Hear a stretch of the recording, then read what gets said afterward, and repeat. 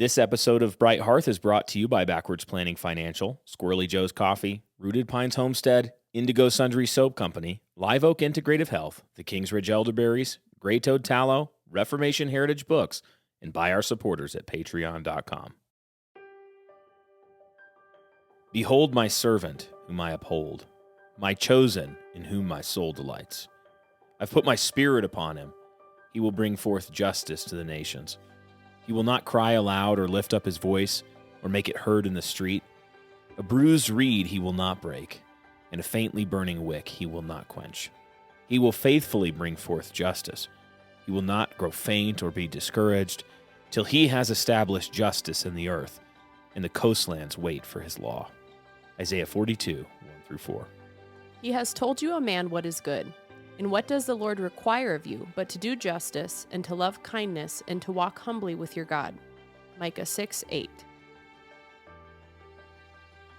Well, welcome back, everybody, to another episode of Bright Hearth Podcast. We are stoked right now. We're stoked. We're stoked. Out off our gourd, because Lexi just watched an Instagram reel that Ben and I made. Already? Not yet. Oh man, you guys. get them early. It will be by the time So this is funny. published, probably. Ben and I have made a series of Instagram reels because New Christian Press, we were able to hire a full-time audio and video producer thanks to all of the great patrons at Bright Hearth and Kings Hall and Haunted Cosmos and people supporting our books and things. So we hired Martin from our church. He's an amazing video and audio producer, and it's helped us to up our game on some of the things like actually, promoting the shows that we make instead of just dropping them into the podcast feeds and then never talking about them. But Ben and I have made some pretty good. Just go over to the Haunted Cosmos Instagram, and you'll see. Very funny. Speaking of that audio and video, if you guys haven't already, go find the Kings Hall and Haunted Cosmos on YouTube and subscribe, because our video game there is like next level. It's like even better than when Eric sends me pictures of you at work. Wow. Lexi, anytime there's an Instagram. Eric's my paparazzi for Brian. Anytime there's an Instagram video that goes out, I know within 5 minutes, I will see a little message in my inbox replying to it that just says, cute, with like 5 views. So thanks, babe. Funny. That really keeps me going. Yeah, you may be wondering, when is Bright Hearth coming to video? And the answer is never, because you can't video what we do. Well, actually, here. we did talk about doing some video maybe here. Short series on like architecture, beauty, art. But maybe someday. When? Maybe if enough people support the show on Patreon, then we'll be able to put the effort into something like that. But guys, welcome back. We are wrapping up our series on the 4 cardinal virtues. If you recall this season, maybe this is the first episode you've ever listened to, but if you've been with us, this season we're talking about truth, goodness, and beauty, and how to build households that cultivate and defend and radiate these things. And so we've zoomed in on one aspect of goodness with the virtues, these 4 cardinal virtues that are recognized really not just in the Christian tradition, though they're widely talked about in the Christian faith and also within the scriptures. These have even been things that the Greek and Roman philosophers have spent a lot of time thinking about, and very, very fertile soil for developing virtue in not just our homes, but also just personally and in our churches and everywhere else the Lord sends us. So we've covered, to this point, temperance, fortitude, and prudence. Almost forgot. Right. I don't remember. And now we are on the 4th of the cardinal virtues, which is justice. And you may be wondering, what does justice have to do with the productive Christian household? Actually, quite a bit. A lot. So we're going to talk about justice here. A lot. Couple quick things to remind you of before we jump in. We do have, Ben and I did write a new book, a Haunted Cosmos book called Haunted Cosmos, Doing Your Duty in a World That's Not Just Stuff. And you can pre-order it right now. It's going to be shipping within a couple weeks. And we'll definitely be there in time for Christmas. I should say, Lord willing, but like humanly speaking, it should be to you in time for Christmas. And Ben and I put a lot of work into this one. We think you'll love it. You can pre-order it at newchristianimpress.com/cosmos. We do have a little send in a text feature on the podcasts. It's not on YouTube, but it's on the podcast platforms. There's a button that lets you communicate with us. We can't answer, but we can see your messages. And so we've been taking up here and there a question from those. But we did have a question related to the book that I thought was pretty timely. Someone You're going said, to answer it on here instead of on Cosmos. well, it was to Bright Hearth. Oh. They were asking us. Okay. They said, how can we order your new book in Canada? And actually, I figured this would be a good time to say that we've been trying to figure this out, but we've got a Canadian distributor who is a wonderful Christian business called Thousand Generations. Oh, cool. And so the website is actuallychristianbooks.com. And you can go, if you search, our Zach Garris book is up there. Our Haunted Cosmos book will be there. Is part of it. Actually Christian. Yeah, actuallychristianbooks.com. Okay. And our Haunted Cosmos book will be up there as soon as we get it in stock. So in November, when we get it, we'll ship them a bunch of them so they can fulfill them right in Canada. So they're selling all of your other stuff? Yeah, so all of our books really cool. will be partnering with them. I actually do like their name. That's kind of funny because like Lifeway Books. Yeah, actuallychristianbooks.com. Actually Christian and books? It's Thousand Generations is the name of the company. So yeah, great Christian business. Cool. And they have tons of books, not just ours. So if you're in Canada and you're looking for a lot of great books, go check them out. And they're not like a sponsor or anything. This is just, that's awesome. They're doing good work. So check them out. Also, our sponsors are all doing good work. So check them out too. But so that's the answer to that question. We will answer a more like Bright Hearth related question at the end of this episode that someone sent in. Keep sending those questions in, guys. And we'll try to pick one here and there. And then also every once in a while, I'm sure we'll do like a whole just Q&A episode as we've done in the past. So that said, let's talk about justice. Maybe first question for you, babe. You said this has a lot to do with the Christian household, and I know that we've talked about this several times in the past. What kind of things got you thinking about how justice relates to the household? Books. I know there's been some books, blog articles, things like that you've read or listened to over the years that have drawn some lines for you on this topic. Maybe that'd be a good place to start. Just answering that question.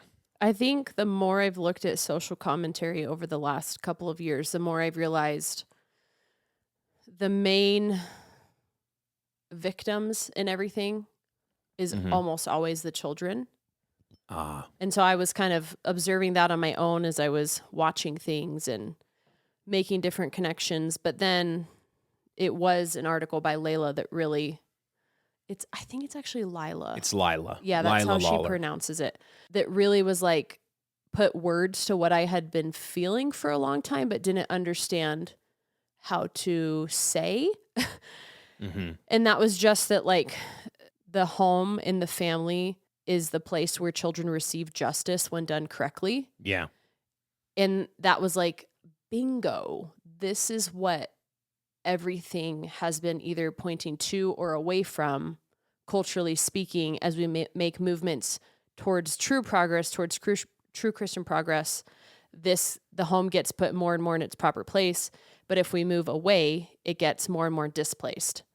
Yeah, that is actually an amazing point to understand in this conversation, and you'll start to see why it's so important to the household. Yes. Because it is so true that when you zoom in and look at different injustices in our culture or trends towards or common pathways of injustice that our culture walks along. Yeah. Think about like the sexual revolution. There's a tremendous amount of injustice in how we deal with human sexuality, where men are defrauding women of something that is owed to them in a sexual relationship, like marriage and covenant, and women are defrauding men in the same activity. And you kind of look in the household, when you engage in those activities, you're defrauding a father and mother of their daughter or son of their just due of their child to grow up and act justly in providing godly offspring and marrying. And so, but where does all of that kind of land? The injustice lands and it bears fruit in the household. It destroys families, and then even in things like abortion and birth control, and it's all the kids. Like the kids bear in divorce, and single parent households where they were never married. It's injustice, and the children, the homes become epicenters of social and cultural injustice. Yeah, and I think it helps too. The Squirrelly sisters put out a helpful video if you guys want to go look it up. just this past week, interviewing this guy that used to be a part of is it the KGB? What does it stand for? He was like somehow involved with Soviet Russia and then like deflected and started working for America, if I'm remembering correctly. Do you mean the KGB? Yeah, there you go. Oh, okay. I thought KJB. I was like, you mean the King James Bible? No. The KGB was like the I always secret forget. police of Soviet Union. And he was describing in the video like systematically what was happening with like communism and Marxism. And he was basically saying like, if you feel robbed of something, Christians understand a cultural inheritance. It is just that you feel that way because that's what they were trying to do. Yeah, they were plundering the family. Yeah. They were plundering households. And it really helped me. So understanding this concept of justice really helped me see, like put, I guess you could say godly angst into its proper place, but simply by wanting to get back to the home and be productive in the home. Like if I think of Bright Hearth season 1, recovering all of those things, I'm just thinking of this is what it looks like to walk out justice. Yeah, as we walked through the rooms of the house in season 1, correct. We were talking about justice. Speaking of Lila, she has a great succinct definition. This is not like something she totally came up with. This is a concept of when you start looking at defining your terms when you're talking about justice, one of the through lines that you will see over and over again is that justice is related to giving people what they're due. So she defines justice as the virtue of giving everyone his due. So this is really important to understand from a definitional standpoint and how this relates to the household and children and marriage and things like that. But also to be able to distinguish false views of justice, like the social justice movement. Yeah. It's actually a social injustice movement because they actually end up creating false demands upon people, like where you owe somebody blank and society is failing to give them that thing that they're owed. Therefore, there's injustice. And it ends up actually creating injustice in the pursuit of solving injustice.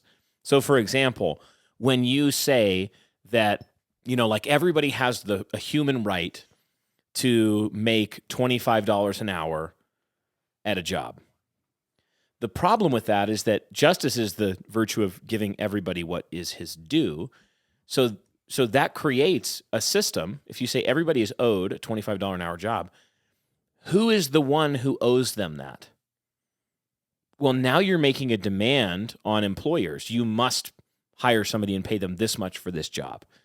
Even if the job is only worth and going to bring your company $12 an hour worth of work or whatever it is. And then ultimately, who ends up paying that bill? Well, it's like society at large. It's the state plundering the household, the engine of economic production, so that they can solve this injustice, but it's not real injustice because no one actually owed that person a $25 an hour job in the first place, right? So we look at that in the social justice world and we say, well, that's clearly injustice and it's just pop culture justice, which is not biblically formed. It's not in accordance with God's law but then think about how we do this in our homes.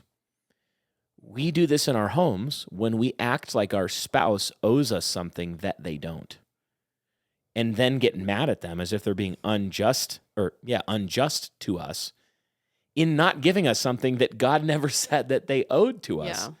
So we'll talk more about that you can see why this is such a big topic and relates so neatly to the household.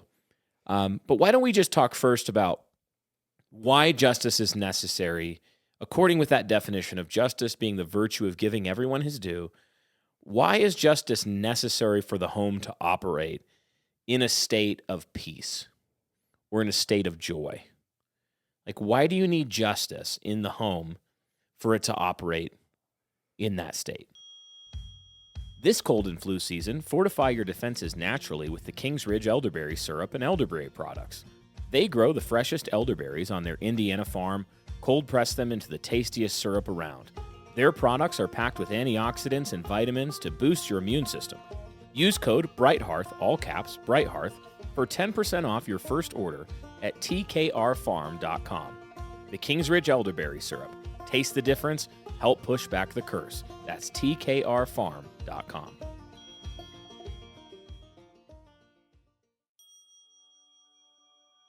Looking for a gift that will last for 1,000 generations? Check out rootedpineshomestead.com, where they work together as a family economy to create natural wooden toys and herbal remedies. Coated with only coconut oil and beeswax, their toys are safe enough for the mouths of babes. Use code Bright Hearth, that's all caps Bright Hearth, at checkout for 10% off your first order. And there's a link in the show notes for that below.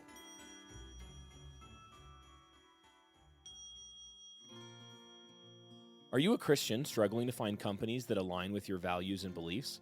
Squirrelly Joe's has you covered for all your coffee needs. All their coffee is hand-selected and roasted fresh every day by a family of fellow believers. Try them out and you'll savor exceptional coffee while knowing that your investment supports a company committed to following God's teachings and upholding truth and righteousness, ensuring your hard-earned money contributes to the growth of God's kingdom. Stop giving your hard-earned dollars to pagans who support evil.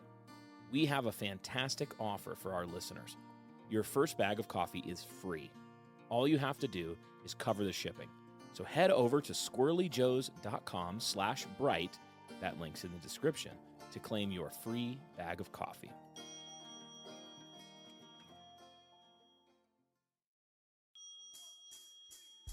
Here at Bright Hearth, we're all about helping you not turn into a girl if you're a boy, or into a boy if you're a girl. You know what might be doing that to you? The soap in your shower.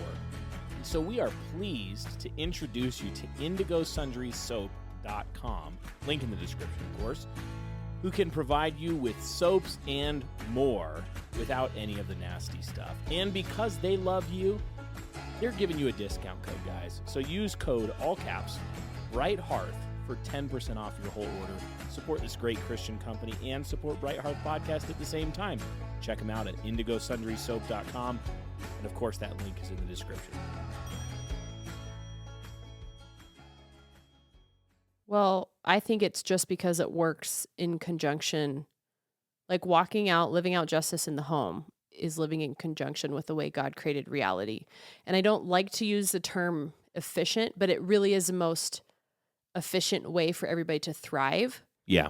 So if mom is busy pursuing some pursuit outside of the home because she feels like that's owed to her, her downtime, her hobby, feeling, like she's living out her career, using her college degree, whatever, there is a true lack of efficiency, but it also leads to it leads to spiritual death in a lot of ways. It leads to chaos in the home. It leads to, I'm sure, bitterness between children and mother, husbands and wives.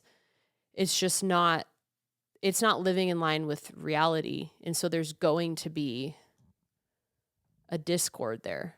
Yeah, like if a husband says, I'm owed peace and quiet in my home, and you have a home full of children and people, and he is constantly angry at everybody for the mere presence of activity and noise and things like that, instead of just recognizing that there is such thing as sinful, like flamboyance amongst the children. Like they shouldn't be trapezing around the living room necessarily at all times. But if it's always just this crushing spirit of you've created a false law and you create a false due, you feel that you're owed. Or a wife saying, well, my husband owes me a date night every week. Right? I heard that in the sermons from the Young, Restless, and Reform movement, and the complementarians all told me. So if he doesn't give me that, that's something I'm due. And now she's operating with, there's a debt that he owes me. Yes, that's what I was going to say. It's an exchange based on debts, real or imagined. Yes. And the interesting thing when you think about justice in the home, and we'll get to this more particularly in a moment. I don't want to skip too quickly to it, but just as a principle, I could put a pin in something, is that you really do owe people certain things, and they have a right to expect certain things of you. And it's not wrong as a spouse or as a child or in whatever situation you're in, for you to expect from the party who genuinely owes you, that God established that they owe you this thing. If they're not giving it to you, that really is a problem. And we'll talk more particularly about that. But I think maybe one of the ways to see why justice is necessary for the home to operate in a state of peace and joy would be to think about the home, like extend it to the nation. What happens in a nation that's full of injustice? Is there peace and joy? Nada. No. So like in Ecclesiastes, Literally people burning down cities. exactly. Literally. And perfect point. In Ecclesiastes 8, the preacher talks about how when justice is not swiftly done, then the wrongdoer just they increase. Ooh, They become more and more free in their sin. So when you have like riots going on, the BLM riots are a great example of this, and the government's not enforcing, but rather being held hostage by BLM, fake social justice. And in what they're allowing is for animosities and bitternesses around fake debts to inflame the passion of hatred until you have a nation at war with itself. So because justice is not there, because we're aborting babies and our hands are full of blood, and because we have sexual chaos in homes and families and children and men and women and rampant pornography and transgenderism, and we've got all these things, well, there's no justice. And so the nation, the household of the nation, mom and dad aren't doing their job. The kids aren't doing their job. Nobody's doing their job. There's going to be lots of debts that are built up, lots of anxiety and bitterness and guilt.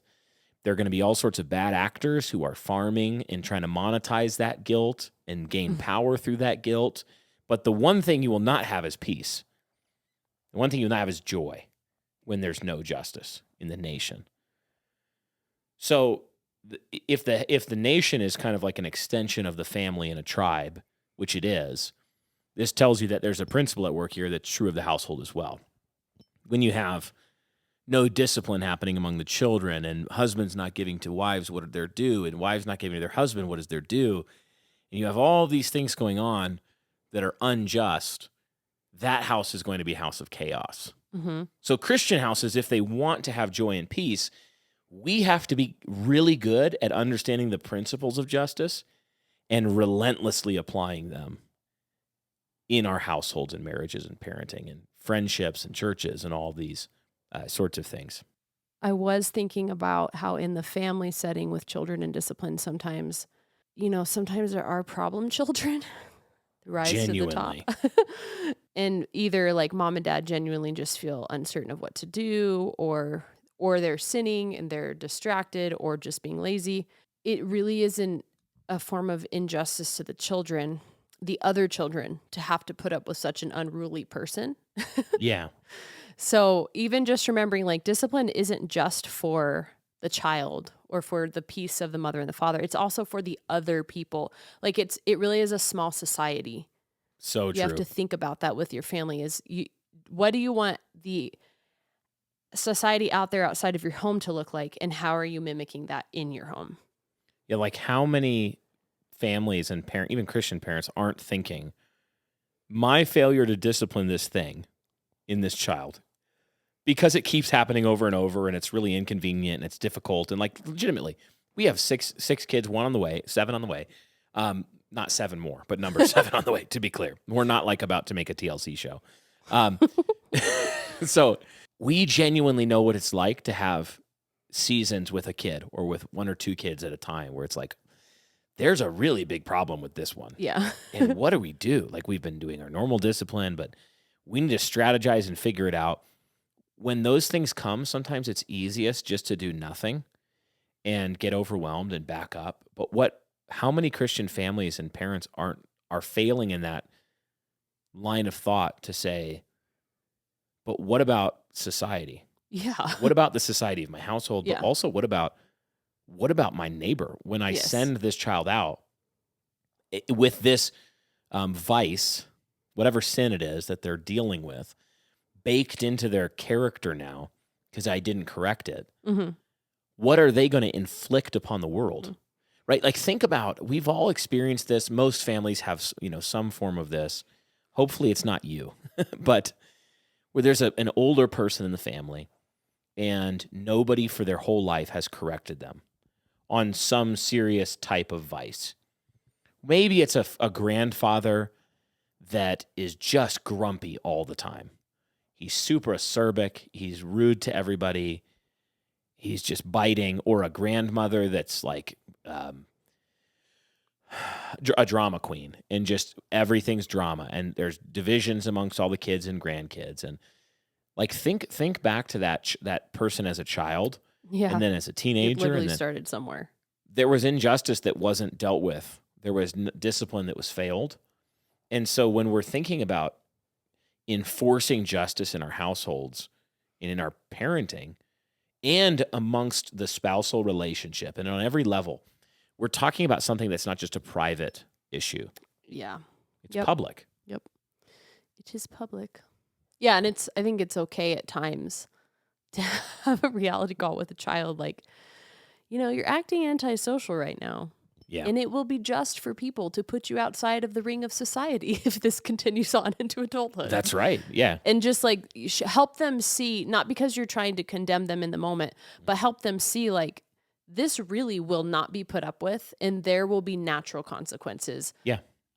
Socially speaking. When you think about the mechanics of what discipline is, it's managed pain. As a parent or an authority, you're bringing managed pain to your child so that you can simulate the much bigger pain Yeah. of what that behavior will create if it's left uncorrected. Mm-hmm. So a spanking is just a small instance of pain that you're inflicting artificially to show like, hey, lying is painful. It will destroy you and bring wreckage into your life if you lie. Your bottom won't be stinging. If you're an adult who lies a lot, nobody will trust you. Much worse, Yes. right? So you're introducing pain to simulate the much, much bigger pain of that injustice going uncorrected all the way up through getting the death penalty is like, and then going to hell. Like Mm-hmm. that's the apogee of the pain of this sin if it's left uncorrected.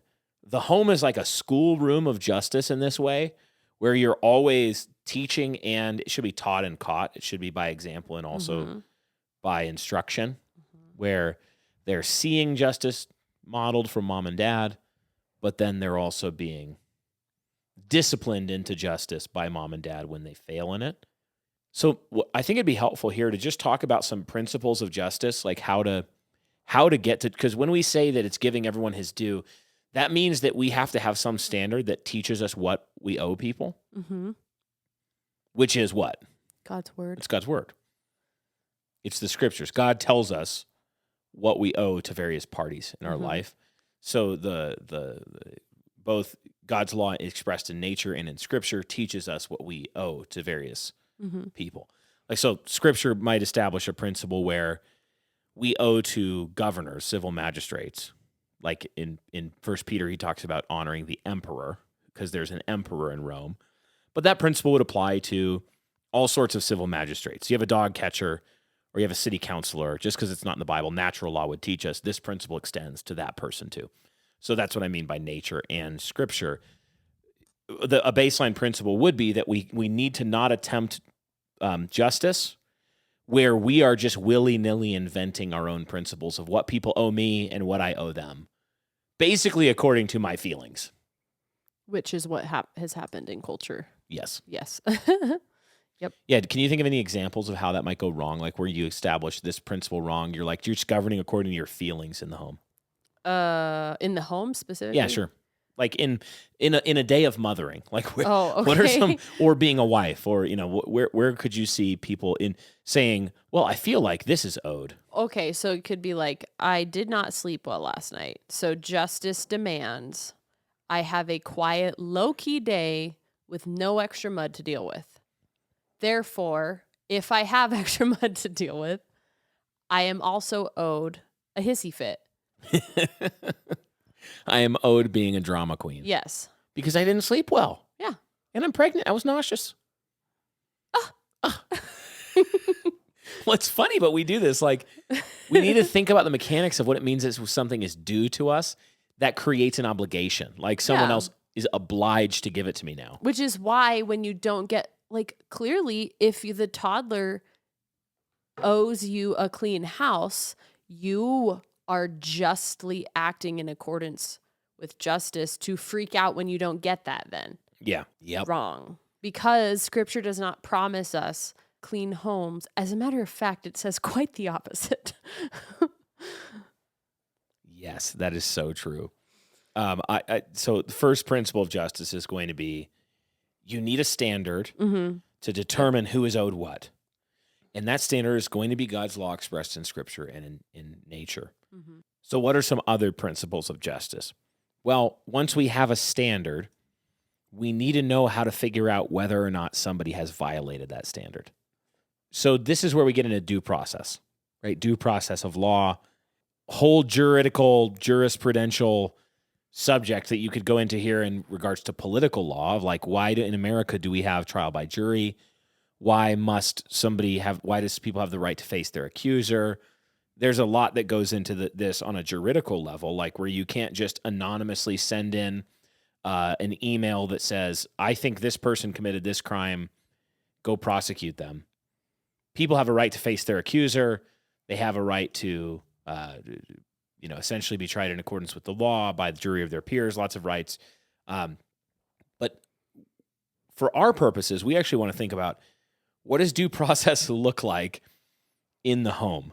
So in a dispute of justice between a husband and a wife, or between parents and children, or between siblings, well, what are some principles? I'll throw out a few and see if you can think of any as well. But because I'm not going to give you an exhaustive list because there's many that you could point to. But one of them would be that you're not allowed to just entertain arbitrary charges. So that would mean charges where it's just on the basis of one witness or where there's no evidence. So a dispute happens, and actually someone on Twitter asked us this because I said, hey, we're going to record this episode about justice. What do you want us to address? And they said, well, how do you manage justice when you're punishing children when you're not actually sure who did what? And their example is 6-year-old and 3-year-old are fighting. You're not exactly sure who did what. The 3-year-old can't plead his case very well. I had a good conversation with a friend about this recently. Is the 6-year-old just having you because they're twice as smart as a 3-year-old? So what do you think about that? What kind of principles come into play? Well, I mean, I did not talk to you about this conversation beforehand. Okay. So it was clearly obvious in the situation I shared with her that both children were in a self-justification rut. They were justifying their own sinful behavior. Correct. And this older mom with many more children than me, pointed out to me, like, you are allowing them to continue in the habit of self-justification. It's not always your job first to figure out who did what.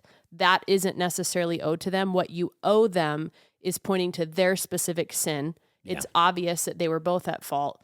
Help them through that, and then maybe later on down the road. But if they know that that's mom's default all the time, totally, is to like, oh, well, who did this and who else saw? Which I think some of us have this hang up because we've heard the Wilsons talk about this.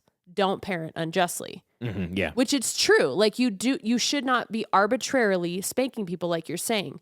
But at least in my head, that has gone so far. There are a lot of times where I was stuck in a habit of like, I just don't know, so I can't discipline anyone. Not disciplining. And it wasn't actually dealing with the very obvious sin right there that was lack of responsibility and self-justification. Yeah. So when you see two parties come to you and you don't know who sinned and everybody's crying and everybody has a charge and an accusation, right? One of the points I think that you're making here is that a lot of the time in that very process, you yourself, the judge, will witness 15 different sins. Yes.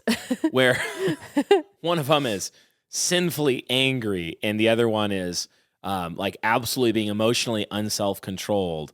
And they're then like calling each other names right there. Our children know you didn't come get help when you were emotionally self-controlled. That right there is an offense. You waited until you were so emotional that now you're screaming and crying to come get help.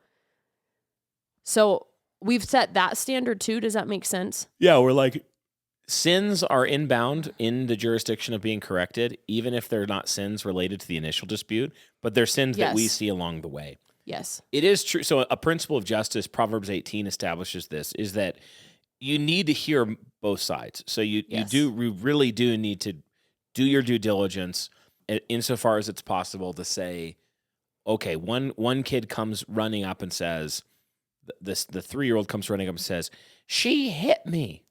Okay, and this happens. We have a 3-year-old in our home. Is she 3 or 4? She's 3. She's 3. Okay, sometimes I forget. And, Daffy hit me. Winnie might say this. And so we say, what happened? Oh, we were playing, she hit me. So, okay, Daphne, come here. I did nothing. She comes up. Or sometimes we'll hear, Daphne, did you hit her? Well, yes, but she had just kicked me in the neck because I took her teapot. And then it turns out that there were about 18 sins. Correct. And a lot of the time, everybody needs a spanking. Everybody needs discipline at the end of it. And it's like, you need discipline for responding in a sinful way to sin against you, injustice. And you need a spanking for this. And so when it comes to the whole who did what thing, when you have your wits about you as a parent, try to hear both sides as much as possible. Make sure that you're not just arbitrarily, because sometimes one sin you can get in kids is you might get one kid that's really manipulative. Yes. That knows how to lie. It's really smart. Oh, Take boy. advantage of people. And that knows how to provoke. Yes. Until somebody strikes them. Yes. And that is also a sin. Yes. So my counsel to parents in this situation is keep your wits about you. Keep your wits about you and Brian. pay close attention. And sometimes it's okay to say, I find myself saying this at least a couple times a week.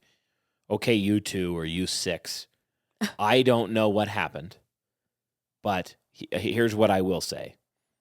This is how I want you to act. You're to be in fellowship with each other. We're not going to, nobody's getting spanked right now, but I know something happened. And then I'll tell them, and I'll tell them this often privately as well. The Lord knows exactly what happened. And the Lord knows exactly what your heart was. Mm-hmm. He sees everything. And he knows whether you sinned against your sister or whether you're lying to daddy right now. Mm-hmm. Okay? If you're lying, you need to know that's another sin. And I don't know. Daddy doesn't see everything, but God sees everything. Because what are we trying to teach our kids in this schoolroom of justice? We're trying to teach them who the judge is. Yes. And how to relate to the judge of all souls, God the Father, Son, and Holy Spirit. So I think that's really important to keep. Reset everything well. moving forward with everyone. Hey friends, let's talk about Gray Toad Tallow. They're a family-owned small business dedicated to making products that nourish your skin with the purest, most wholesome ingredients.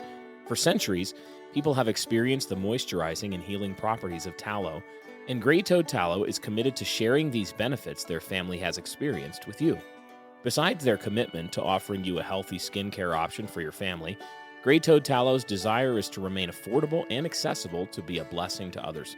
For more information and to try a balm sample pack, visit graytoadtallow.com. That link will be in the description along with this code, which we would urge you not to forget to use for 15% off your order.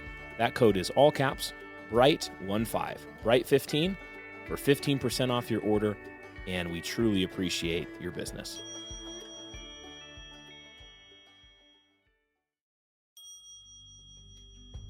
Are you tired of not feeling well and of having your doctor treat your symptoms without taking the time to investigate what's really going on?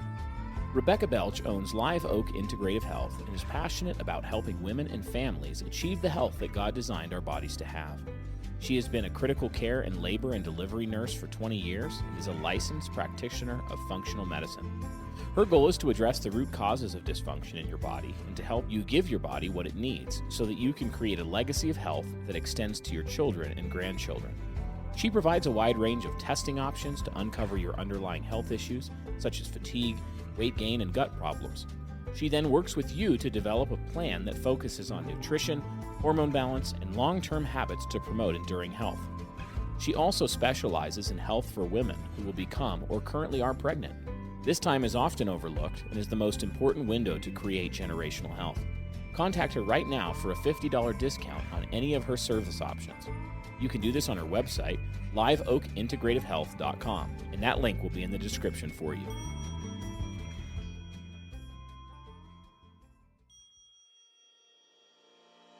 If you have a young family like me, you work hard every day to ensure you care for your wife and kids. Providing for a young family is challenging, with rising costs, and it doesn't look like things are going to change in the future. Maybe you've thought like I have, I wish I'd started investing years ago. My family would be in a better financial position. As they say about trees, the best time to plant a tree was 10 years ago. The second best time is today. Don't let the benefit of time go to waste on your financial planning for retirement or inheritance for your generations. Joe Garrissey with Backwards Planning Financial has been working with us to make the best plan for our family. He's a Christian who works with one of the largest and most trusted financial service companies in the world. He's been helping Lexi and I work towards our financial goals and helps us navigate the complexities of the markets. Whether you have millions in assets or you're just starting to invest, Joe Garrissey can help you reach your goals to grow the kingdom and leave a good legacy for your generations. Visit backwardsplanningfinancial.com. That's backwardsplanningfinancial.com. Or call 615-767-2555 to speak with Joe to prepare for the future. The testimonials presented may not be representative of the experience of other clients and are not a guarantee of future performance or success.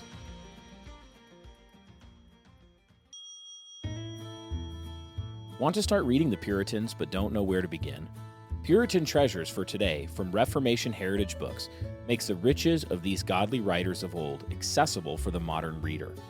With updated language and helpful introductions, these classic works from John Owens, Jeremiah Burroughs, and more are the perfect starting point for the curious reader. Learn more about the Puritan Treasures for Today at heritagebooks.org/Puritan Treasures and use code Bright Hearth for 10% off your order. That's Bright Hearth, all lowercase, no spaces, for 10% off your order. Someone asked as well how you deal with mercy. And I think this is a great question because there's toxic mercy that ends up being no mercy Like at all. empathy? Is that what you're talking about? I mean toxic mercy. Okay. And then there's also true mercy.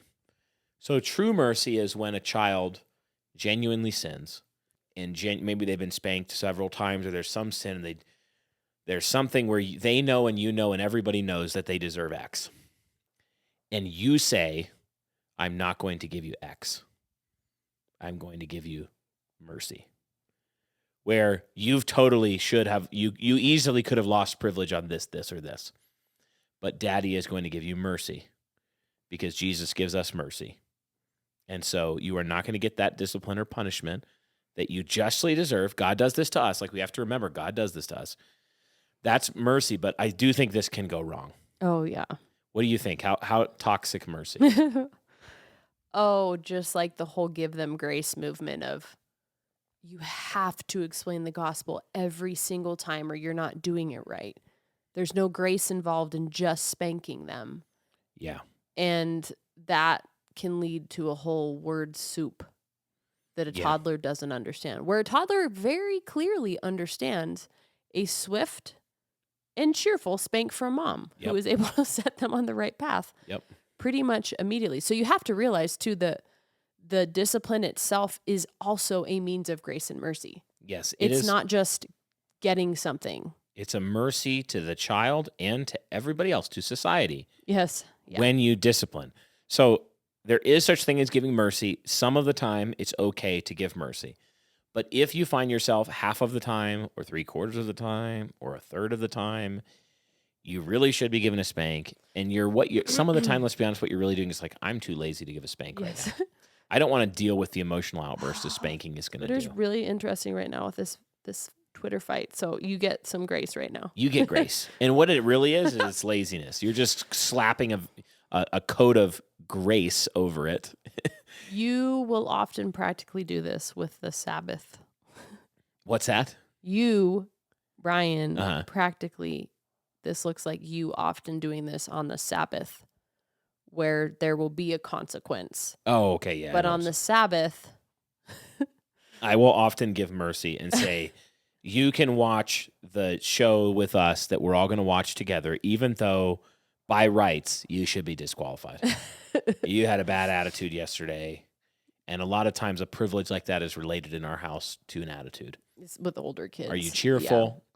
Yeah. Are you acting right before the Lord? Yeah. And your siblings, then yes, okay, you're going to be qualified to watch the movie with mommy and daddy and everybody They'll on tell Sunday. me sometimes if you're not around, they'll be like, but it's the Sabbath. Like, that's so okay. Good. Okay. And we'll wait to talk to your father then. Yeah, we'll talk to him. So there's some principles of justice like that are important to keep in mind. You know, just literally think about a court of law and what would be just in a court of law, and that will help you. I think Pastor Wilson as well talks about punishment fitting the crime being one, which is fair. Like that's a good principle of justice, that somebody who, doesn't mind their manners at the table shouldn't get a week's timeout. No. Not fitting. Yeah, you have to, yeah. So I think that's fair as well. So we're trying to operate in light of God's revealed juridical patterns in his law and the principles of his law, not making this up on our own. Let's round out this discussion here with just a quick, what do you owe to various people in your household? Because one thing that's helpful, I think, in this, when you're thinking about justice, that really can sort out when you're feeling guilty, and I think a lot of wives tend to deal with this, women in general in households often carry around a big backpack full of guilt rocks for things that they don't actually owe to other people. And so they feel like they're sinning because they're not doing this, and this to this party, that party, and the other party. But really, if they thought about it, God, or asked their husband, God wasn't actually asking them to do that. And so, and sometimes it's true. We really have obligations we need to do. But we need to be, when we think about what we owe others in terms of justice, we're not being petty. We're actually obeying the Lord and making sure that, because think about this, you're a finite person. You're not omnipresent, omnipotent. So that means that when you give X resource, time, strength, emotional, whatever, over here, you don't have that hour and strength to give over there. So if you, for example, develop this idea that you owe everybody in your church anytime there's a meal train, you have to sign up for a couple of the meals. And so you do. And then the next thing you know, 6 months into this obligation you've decided you have, your kids are living on microwave nuggets while you home cook meals for everyone else in the church. In the church once a week or twice a week. You should be helping out, love the brethren, do good to all, especially the household of faith. Absolutely. But make sure you're distinguishing, that you're not creating a law to try to justify and that it's actually out of love, it's freely given, and you're not robbing somebody else. So you could do this to your husband too. Oh, I really need to help so-and-so. They've had a hard week. I'm on the phone with them constantly. Oh, yeah. And I haven't talked to my husband for 3 days or been sexually available or like giving all of my emotional strength. So I'm rambling, but did you want to add something there? Yes. Man, I've been thinking about this a lot lately for a lot of reasons, but I think this can be hard, especially with the Titus 2 expectation. And you helped remind me of this recently, is the expectation within Titus 2 is older women. But it can be hard in today's culture because there are not a lot of older women pouring into the younger women. Yeah. So a lot of us younger women feel like, and genuinely are, picking up the slack. Yeah, that's definitely true. And it can feel very hard to say, I'm sorry, I'm literally not in a season where I can do that. Because like for me, I have been trying for weeks and weeks to get caught up on laundry. Since our washer and dryer broke a few weeks ago, I have just been so behind. And literally to the point where it's like every single morning the kids are like, Mom, where are the socks? I need the socks. And I've been thinking like, this is literally an issue of justice. I cannot say yes to another outside of the house thing until I can get a handle on this. And part of it has also been unexpected extended family things. Somebody ended up in the hospital. And so I just have been out of the home at unusual times that I wouldn't be. So it's not like anyone's fault per se, but I'm so thankful you had a conversation with me right before all of this happened to just remind me that I don't actually owe anyone outside of the household specific duties, but I do owe certain duties to the people in the household. Yeah. And that was just like, oh yeah, you're right. Yeah, and this is where, again, this is why I singled out homemakers and ladies, is because ladies serve. Like men serve as well, but a lot of the day-to-day vocation of motherhood in the home is service. It's very service-oriented. It's caring for children, husbands, home, that sort of thing. And the thing about serving is that there's a seemingly or feeling, you can feel like there's an infinite need. Everybody has a request of being served. People love being served. But you have to think in order. Yes. Who do I owe Yes. of first importance? Yes. This is like Paul's reasoning when he says that a man who doesn't provide for his family, especially members of his own household, Yeah. has denied the faith and is worse than an unbeliever. So even there, Paul distinguishes between members of your family, big circle, and your own household, Yeah. smaller circle. And it's in order.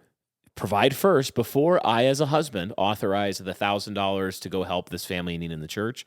I actually can't do that if I'm not providing enough food and clothing and help for my family in that immediate circle. And I'm not being unjust in doing that. I'm just thinking through the order of operations. Yeah. Yeah, that really, yeah. Yep. So thinking about what you owe, just really briefly, let's go through a list here. What does a husband owe his wife? Food, clothing, children. Yeah. So that would include a sexual duty, like children, Um, shelter, yes, shelter. protection. Yes. Yes.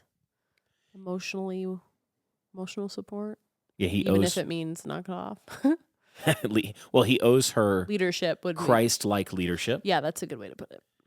He owes her nourishing and cherishing, Yeah. and he specifically owes her love. Uh-huh.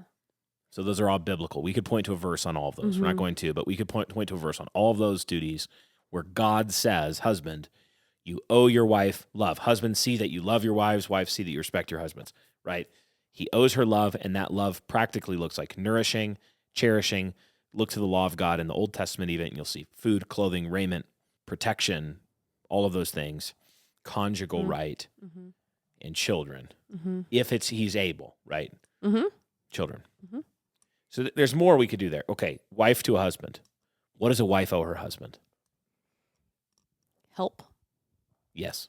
Help. To be his helper. Sex. Yeah, 1 Corinthians 7. I would even say she does owe him, she owes him respect. Yeah. But with that probably comes a cheerful attitude about things, not being dour and grumpy all the time. If you think about how the Proverbs contrasts what respectful conduct would be versus the nagging wife, it is the opposite of what you're saying. It's, because she's not going to be a rain cloud. Yeah, she's a rude rain cloud. I would say she owes him a clean house, home cooked food, like those needs of his that she has covenantally agreed to provide him. Doing him good looks like putting his clothes away clean, having clothes ironed for him. Yeah, being his helper. Hot food on the table when he gets home. Being his his helper vocation. actually looks like something, and you don't get to make that up. Yeah, because being a helper is in the man's vocation biblically, where he has a vocation of dominion. Because people, and I only say that because you've had wives sit down in counseling with you and say, well, why can't I just DoorDash every night? I don't understand. It's the same thing. He's getting food. Yeah, and what she's doing is likely failing in the management of the home. Correct. Because there's a financial trade-off. That's what I was going to say is in health and all the rest. He has entrusted her to manage his kingdom. Right. And so if his resources and with his agreement are such that she can manage a staff in the household that would include people who cook, that's licit. That's lawful. She can do that. Like, there's actually nothing wrong with that. There's such thing as righteous, wealthy people who actually employ other people. And like, it's a service to be a good employer. And maybe some of you maybe are in this position. We're not, but maybe you're in a position where you have people that help and you're doing it with your husband's approval. And it's not like you're Taco Belling, but great. That's actually not unlawful. You're fulfilling your obligation through wise management. Great. But yeah, if you're being situation irresponsible, I'm referring to was not that. and I can't. That's pretty rare. So yeah, I think that's good. That's a good general list. Like, especially thinking about being his helper, really gives you specific obligations to your husband. This is like so obvious to me. It's so obvious.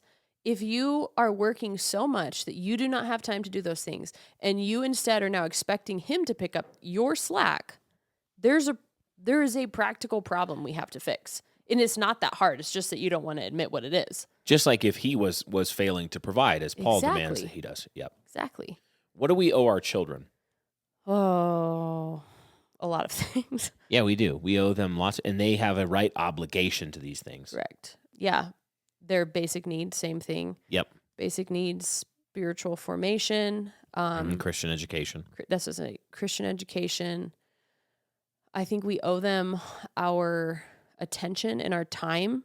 Yeah. I think mothers, this is a big, big, big, big, big one, especially again with ministry moms, women in general, really robust cultures. I think we can forget, we can fill our time up with things that look really good to mom. You know, she's hosting someone else, she's teaching someone else, she's saying yes to another counseling meeting, because those are all good things, because they are. But that time is time you are not giving to your children.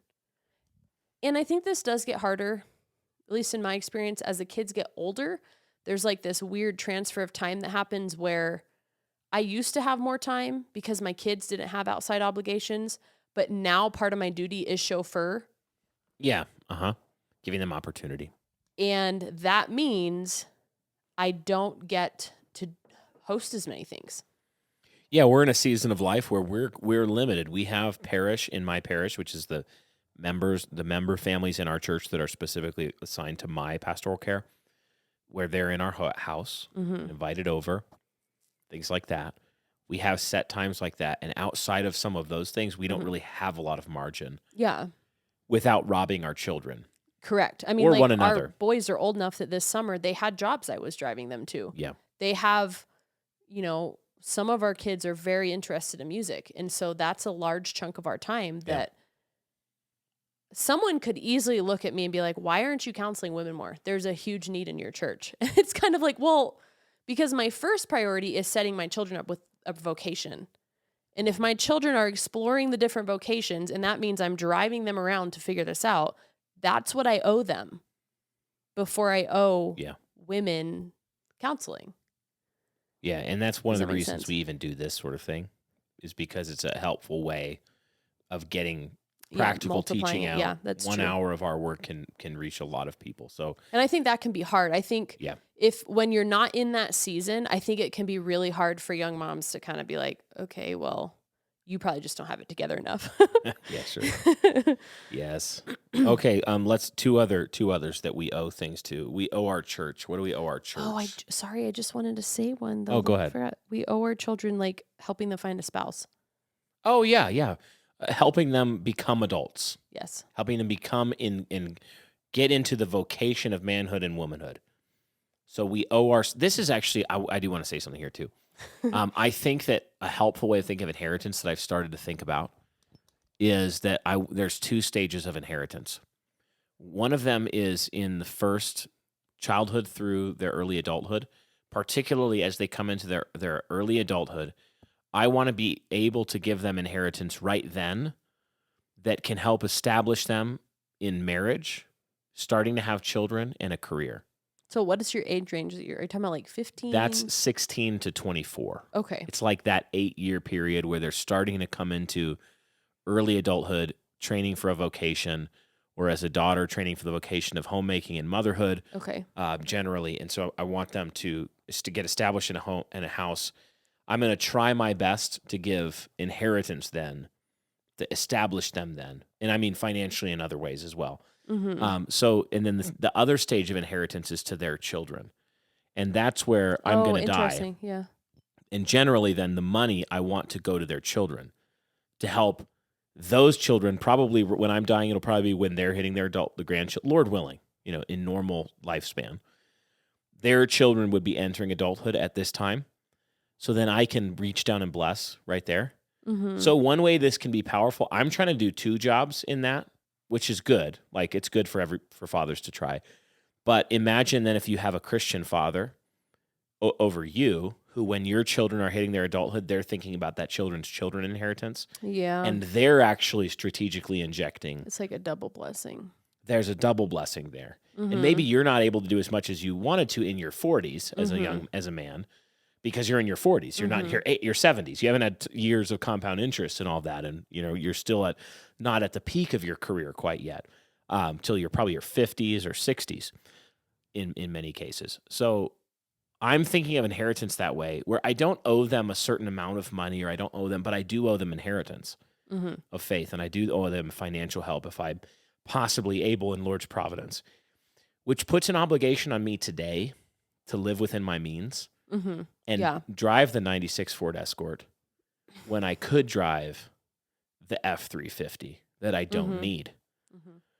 And I would love to drive an F-350. They're cool. They're way cooler than a 96 Ford Escort that I'll probably have to replace soon anyway. But, right, I have to think now in my 30s, Ari's going to be 18 in, 6 years, 7 years. My kids are going to be hitting, and there's 7 of them. I need to make decisions. We need to make decisions now that mean that I'll have margin in the tank to bless them then. If possible, if the Lord blesses and you do your diligence. Okay. What do you owe your church? Just briefly. You owe them lawful love. Yep. I think you do owe them, like, as much as it is within your capability, and it is genuine, cheerful giving, meeting the needs of the saints. Very much so, yes. Yeah, not that it has to be you every single time, but as the Lord makes it obvious that it's an availability within your time and your resources, that you're, like, militantly looking for ways to meet the needs of the saints. Yep.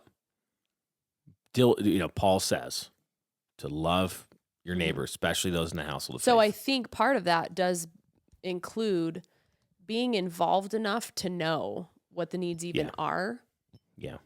So I would say, just briefly, like, you owe your church the things that a Christian always owes as a member of the body. You have a measure of faith. It's been given to bless others. You have resources. They've been given, again, in their lawful order, your family, and then make sure doing your duties, but to tithe and support the ministry of the gospel in your church. To love one another practically, like all these things. Lastly, because we're waxing eloquent. Lastly, extended family. So you owe honor to your mother and father as they get older. You owe them certain things. You owe things to your extended family that I think are important to keep in mind. Maybe we'll just say that right now, like caring for aging parents. Does anything come to mind there? I just would have put this one. Maybe it's because I'm a woman. This comes before, like, church. Yeah, I didn't mean for these to be in order. Okay, I'm just thinking of my but you're right. vocations. Yeah. Yeah, in the circles it goes. Because I write out my Household. vocation statements so I know where my time is allotted. Yeah. Yeah, and this is a big one because for me, we have at least one night of hospitality a week. We have Sundays for travelers when needed. And I just know I have, like, your dad showed up unexpectedly today. My mom showed up unexpectedly today. So I have to know in my mind, I have to allot time for extended family to just show up because we want to be that kind of a home where we say, hey guys, it's an open door policy. Come over when you need to.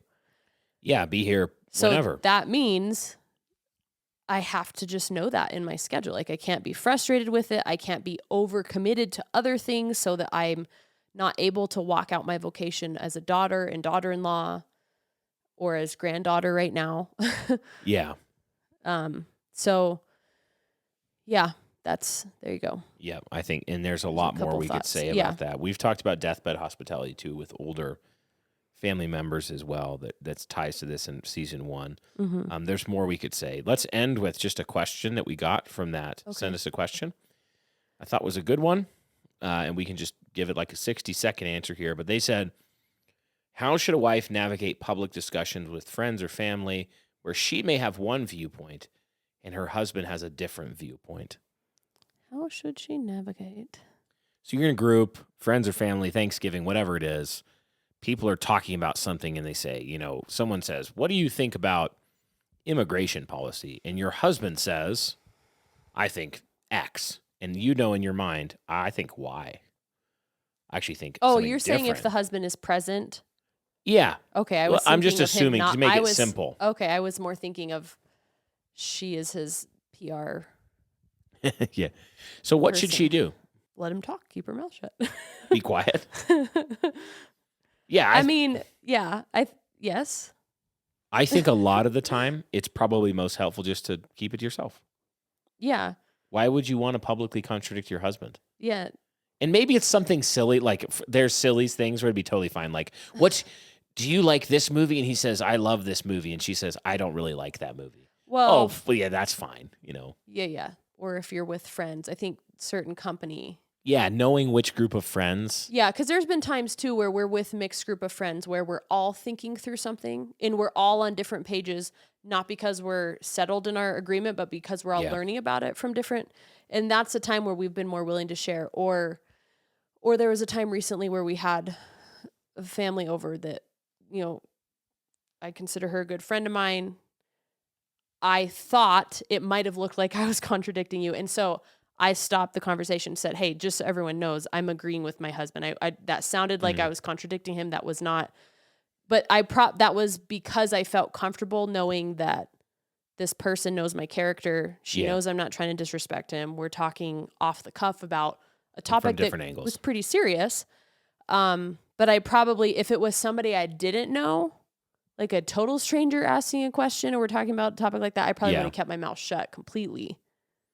So I think about like a political issue or something, and like we're patriarchal, so I'll often say like we should repeal the 19th Amendment. The 19th Amendment just canceled out the votes of households. There's lots of reasons for it, but so think about that. Your household has a vote. Mm-hmm. Your husband's the head of your household, and let's say you'd have a differing political view than your husband in some conversation. Why would you do out loud in the conversation what you state that you don't believe should happen with the vote? Like, why would you cancel out his vote in the conversation and risk genuinely disrespecting him when it's like we don't all think about justice and what we're owed. We're not owed the ability to express our opinion at every single point. Never. What's more important, like this disagreement or your husband? And then I was thinking, if a husband is not present, somebody is asking you, what is your opinion on it? You and your husband have differing opinions. I would say you state your husband's opinion. That is your opinion. You're of his household. The only time I've done this differently is like after the fact where we've settled on something that there was a disagreement before. I might share, here's how we came through different opinions on it and landed here. But I wouldn't necessarily do that in the middle of it. Yeah, does that make sense? No, I think that's great. That's helpful. So, and it's really, again, it's just thinking about the order of importance. What is most important? Being on the same team with my husband and respecting him. Is that more important or less important than airing my opinion or my opinion itself? It's like he's the head, right? When he speaks, your household is speaking. And this is why I think there's real implications for why women are encouraged to be quiet. Wow. So, very controversial of you, babe. We can end right there. Oof. All right. Well, on that note, ladies, just be quiet more. Legitimately, gentle and quiet spirit. We hope this was helpful. There's so much more that we could talk about on justice. I feel like we should have almost done an episode per ring. Yeah, we could. So send us any questions you guys have from this, and we'll keep trying to get through those questions as we go. Again, seriously, thank you to our patrons at the Patreon channel for Bright Hearth and our other New Christian and Press projects. That is what lets us do things like hiring a member of our church to take on, who's really good, to take on audio and video production, and we do a lot of that. In our book fulfillment, we don't sell on Amazon on purpose so that we can hire people within our church to fulfill. So this publishing company is really a family endeavor, not just for our family, but for the household of households in our community. And we hope that everything that we put out is helpful to you and spurs you on to love the Lord and love your neighbor well. But if you'd like to support the show, you can do that at patreon.com/brighthearth and jump on board there. Again, there'll be a link in the description for all of the sponsors you've heard in this episode. And also, if you'd like to pre-order the new book that Ben and I wrote for Haunted Cosmos, and some of the other things there. So make haste slowly, guys. Keep pressing forward in faith, and we'll catch you next time on Bright Hearth.